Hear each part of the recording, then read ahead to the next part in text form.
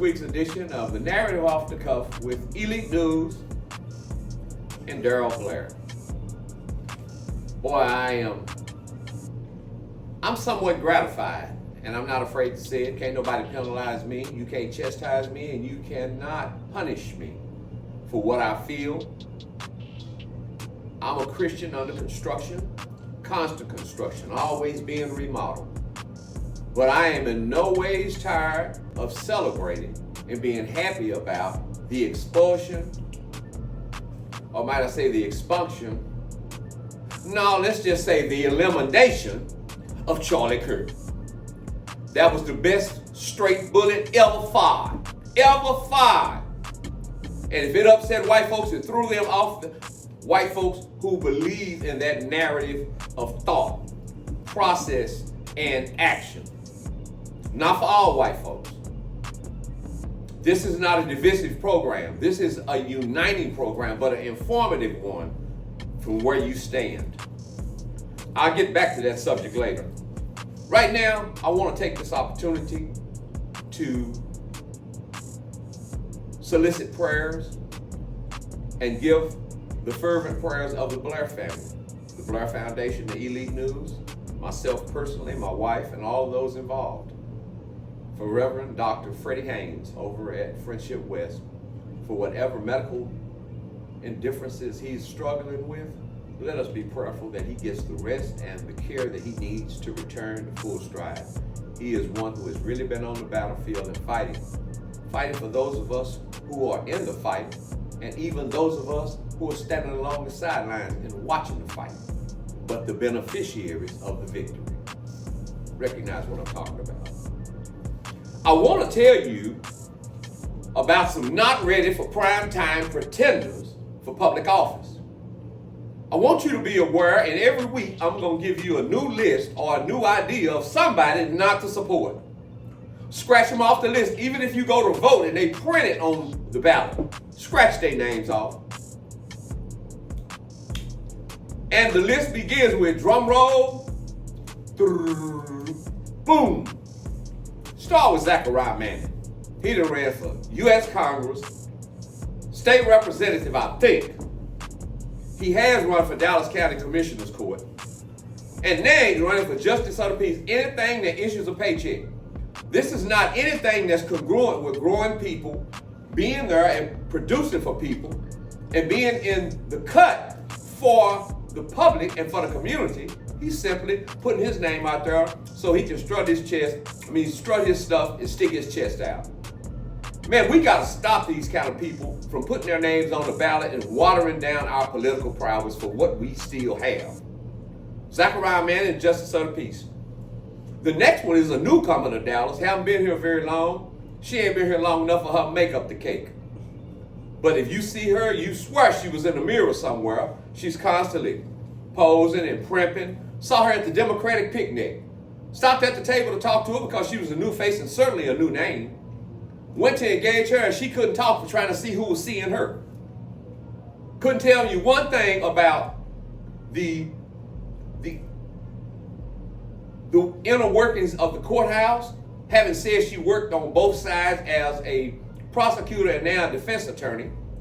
And then I was able to engage a judge who she worked in that court. And then I found out her name doesn't have any awareness or any ring to it. You know why? Because she was ineffective as a prosecutor. Too lazy to do research on cases and passed them till she was challenged by one judge to, hey, when we gonna get this case done? Because this keeps getting passed. It wasn't the defense attorney passing the case, it was her as a prosecutor. Piss poor work ethic. No initiative. That's my understanding. And I want you to know her name is Geneva Barry. And if you say it the way she says it, Geneva Barry. I didn't catch an R in there nowhere, but it's Barry. And so be careful. B-A-R-R-I-E is the correct spelling, and the pronunciation is correctly stated as Barry. Know your name if you want somebody to vote for you. Ineffective. And finally, if this name jump up on the ballot one more time, I know we got more apt and capable candidates out here in our community, in our city, in a cave, in a tree, or hanging alongside the Trinity River, washing clothes in the water. Barbara Mallory Caraway, please don't get on the ballot no more. Stop it. Stop it, I say. Don't you run for office no more. We got to get some legitimate candidates. Folk who going to legitimately get on the ballot and bring the noise and, more importantly, results. That's on the local level. Now we want to get to the state part. When we get to the state part, I want you all to be ever aware of the November 2025 ballot that's coming up, a special election for a state representative for the area of District 18. And then we got some amendments that are on the ballot, and you got to pay attention.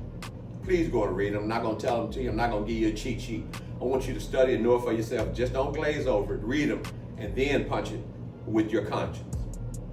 The other thing is I want to talk about from a state level is it's really tragic where we are in this day and age, that we have come to a point where there are those insecure white folks who are in power at this time, that they want to make sure that they exert all the power they have and lay all of the plans for the future with their party and with people who have the same interest as they do. Not all white folks do, please know that.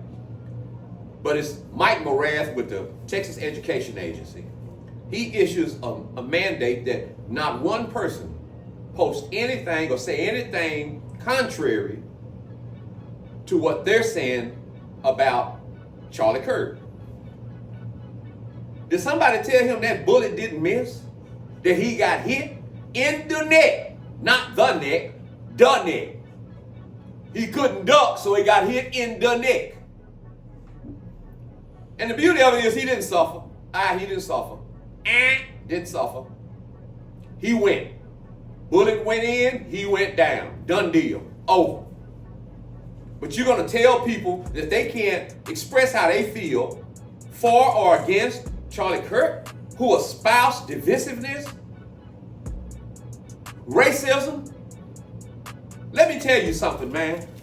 In the 1930s, 40s, and all the way through until the 1960s, Jim Crow was legal. But it wasn't moral. It was legal, but it wasn't moral. It was not moral. And we suffered at the bitter hands of it. But guess what? We're overcomers, and I'll get to that one later. But how dare Mike Morath do that? And if you don't call your state representatives and whatnot, and your elected officials, your state senators, and put them on to this, and make them call him to the carpet on this one, and start challenging his job, because there is no way that you can be the person who fixed someone's morale, or morals, I'd rather. You're not the moral police, and you can't tell people how to feel. You don't tell atheists that they should believe. And then you're putting the 10 Commandments in classrooms, and then you're going contrary to what you want some kids to see and what you want us to understand from the 10 Commandments and Bible scriptures. Come on, man. And you're going to sit here and take it? And the ones who will suffer the most is, that's who's going to suffer. Mike Moran, shame on you. And I believe that you are of the cracker mentality, just like Charlie Kirk. Cracker. It's on the state level. It's tragic. As it comes to the national, back to Charlie Kirk again. He dead. Where's Charlie Kirk? Anybody seen him? Dead. We have to be able to speak what we feel. And it might not be right, man. We as African Americans are really forgiving and sympathetic people. But you can't keep kicking us, man. You can't keep kicking us, putting us down, belittling us, and saying things to diminish us as human beings. As human beings. Not just a race, but as human beings. As if we're less than. And we're supposed to have some kind of remorse or some bad feelings or feel bad or be in mourning because of Charlie Kirk got killed? That's another cancer. That bullet removed some cancer. That was cancer treatment for this community, for our society, and for this country. And then for your cowboy, let's stay here. For Trump to go and lower flags to half staff. Somebody correct me if I'm wrong, or if I don't, I'm not sure, but did they do that for John Lewis? No. And if they did, correct me. Elite News Dallas is the website, and the email address is on there. Hit me with a correction. And for those of you who are looking and listening and you know, text me, call me. But then, to bring it home local, you're watching a football game and they turn around and have a moment of silence for Charlie Kirk. Come on, man. They didn't do that for John McCain. He's white, was esteemed, well-spoken, outspoken, and stood against Trump. If you remember that move that killed Trump's attempt to override the Obama bill. Yeah, Obamacare. Remember that one. And then Jerry Jones did that. That's a slap in the Cowboys' face for the African-American players and the African-American fans who have been belittled by this man. That shows you his mentality and his thinking. Damn fool still. A damn fool Cowboy fan for life. You was one of them same Negroes who didn't want to get off the plantation when we was let free. Because what is we gonna do? Where else we gonna go? We just ain't got no shoes. And we just ain't got enough burlap sacks to walk through the woods. That's how you are. And then I want finally to warn you and encourage you at the same time. Man, we as black people have overcome so much in 400 years and come so far and accomplished so many things. And our history is not led by one individual in this and one in, it's a multitude of African Americans who've poured into our legacy and our progress over the years, decades, centuries. And if you don't remember your history, respect, repeat, remember, celebrate, you're doomed to repeat it, as in now. You're doomed to repeat it. Let me ask you a question, man. Let me ask you a question, ma'am. Some kids, whoever. When you see trash in your house, you do what? You pick it up, for some of us, because some folk got some nasty houses. But some, we pick up trash, put it in the trash can, gather it collectively, and we take it out. Put it in the trash can, and then we done with that. Then we get out in our cars and ride down the highway. Do we stop and pick up every piece of trash that's out there on the highway? No, we keep driving by because that's somebody else's job. We may be good stewards and pick trash up in our community, but for the most part, we keep it pushing. Black folks better keep it pushing and quit getting sidetracked by all of these happenings along the way. If they're simply serving as distractions to us as a people to stop us in every barricade, obstacle, anything that they've put in our way, we have overcome.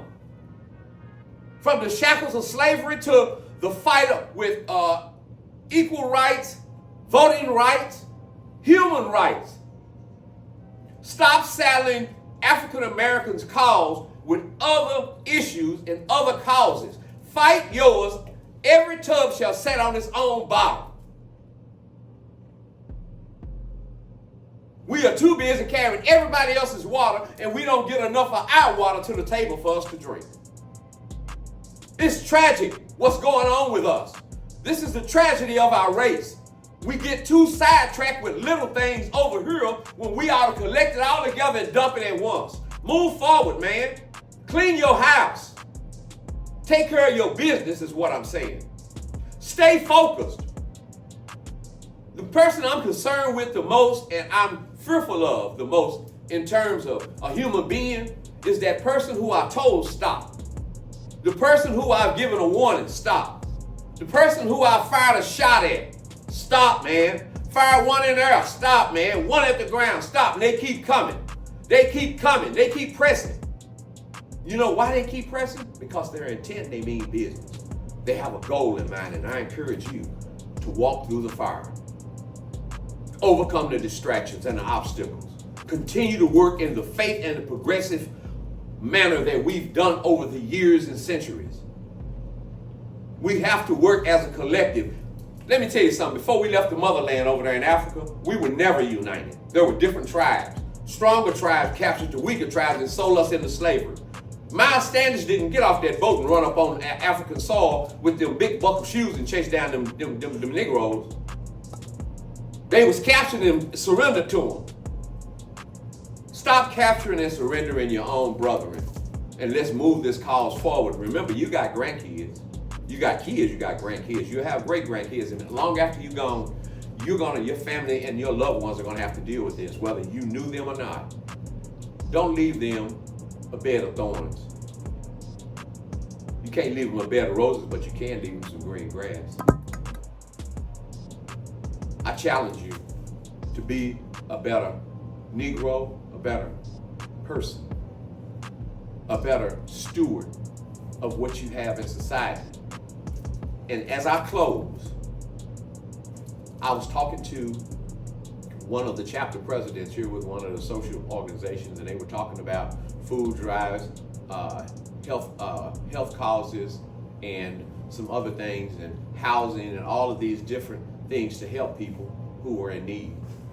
I totally applaud that, but let me say this to you. If I walk out my front door and it's two guys fighting, and a third one jump in to help the other guy, and I go to help this one guy who's getting beat up, he stopped fighting and run, or he stopped fighting and stand there and watch me fight. I'm not fighting no doggone more. You can't fight for folks who don't want to be fought for, and they don't want to fight for themselves, but they want to stand up and they want to put their hand out for the trappings of the victory or the accomplishment. If there are those, and there are those who need it, who are on government subsidies and handouts and things of that nature, if they don't have the wherewithal and the decency to get up and be civically minded, and they can go vote, they can be a registered voter, and they can get involved in different issues to move their cause forward and make it better for somebody else, as opposed to soaking it all up for themselves, then I don't want to fight for them, and neither should you. They make it their business to go to every food handout, and they don't need all of their grocery things full, and they sell it to somebody else. They need medical assistance, but they go when it's only a dire situation. Then when they start cutting all these programs and these subsidies and housing, the first thing they want to do is cry. My thing is, if you can register to vote, have you registered to vote? Have you voted? Even in a loss, your vote counts. That's why the districts are being cut up and programs are being dismantled, because they see the numbers. And if you don't encourage somebody to get involved in the process, then you're encouraging the process to defeat us and to defeat them. That's the bottom line.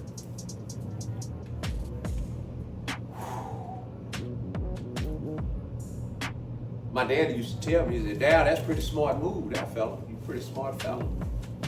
He said, "But let me tell you something, Dad." He said, "Fella,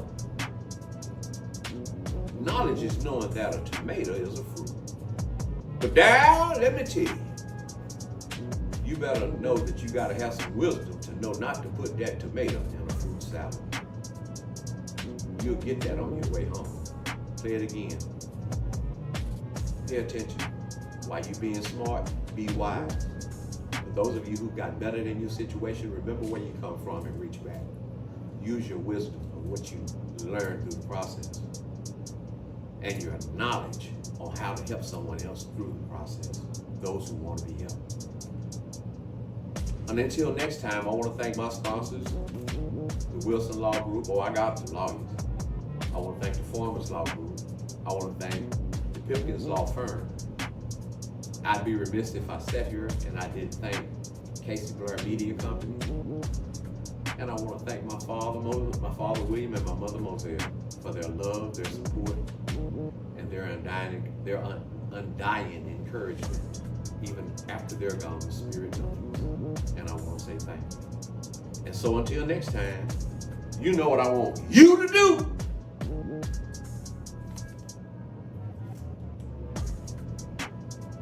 Get it on your mind. God bless and God keep is my sincere prayer.